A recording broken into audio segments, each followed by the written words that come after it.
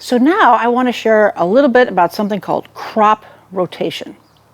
Now, we've been exploring all the different plant families that we have here at the farm. And why do we need to learn about plant families? What's so important about them? And what is this crop rotation? Does that mean like the crops turn around or something? No. What crop rotation is a way that you can plant all through our long growing season several different kinds of veggies you can eat. And the way you want to do that that's best for your soil and your plants is to rotate them, is to plant different families one after the other. You don't want to plant the same family in the ground time after time. So here's an example of what we do at the hoop house to rotate our plant families.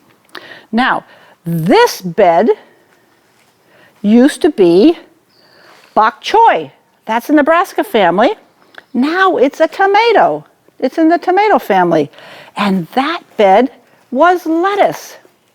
And we've planted cucumbers.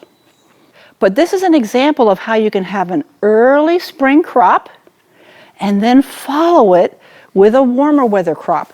I want to encourage you as you start to develop your garden to think about maybe planting 2 crops or maybe even 3 in a season, depending on how long it takes them to grow, in succession, so you're rotating the families. And that means that you'll have healthier soil and the pests won't find your plants and your plants will have lots of good nutrition. So let's go explore this more. I'm going to show you a really special thing we use to help that out, okay? Now, crop rotation is kind of fun. It's like a big puzzle. You get to know all the plant families, and then you have a map. You should always be doing a map of your garden, what you planted where each season, because then you can look back and say, oh, last year we planted brassicas there, and now we don't want to plant brassicas again. But we always forget from year to year, so you got to write it down, okay? We have a big map.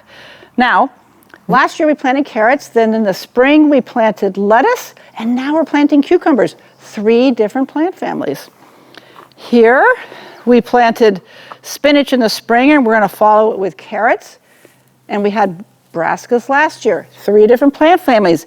I could tell a story of each different row, how we have 3 different plant families. Now, you can say, but how on earth do I do this in one season? Because everything takes so long to grow. I can't possibly fit it all in. This is how you do it. You know all those starts we've been giving you? This is a little basil start. Okay, we started this 3 weeks ago.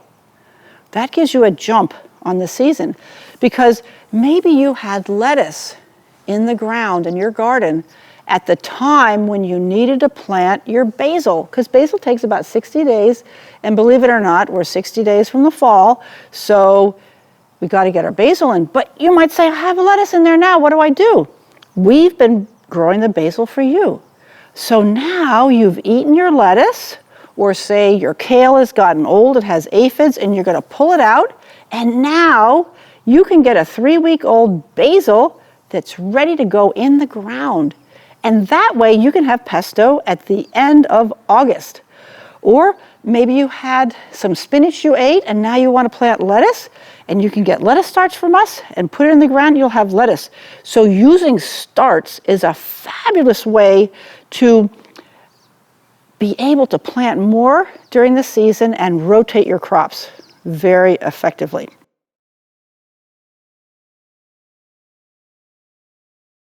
Okay, so I'm making soil blocks now. I've pressed the soil into this soil blocker, and I've compacted it. Now I'm going to put it here and squeeze it out. Voila! Look at all those soil blocks. See them? That's the little soil block. And then we have your little baby plants that we've been planting, and we stick them in that hole. And here is our channel tray of little baby bok choy. These are baby bok choy. And we've given them a head start. Now I'm going to take this little guy out. Look at that, see? Isn't that amazing how long that root is? Look at how long that root is already. Just a little baby. That's so incredible. That little baby plant has a long root, and then I tuck it in like this. Okay. And there it is, ready to grow up and give to you for your fall garden.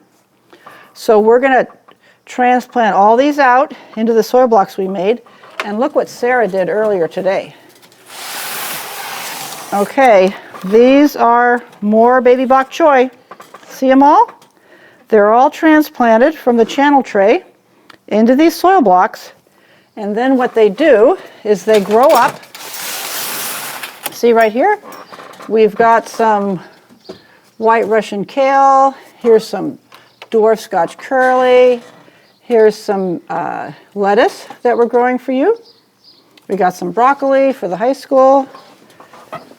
All right, and we've got more starts coming your way. These will all grow up to be little babies that'll look like this.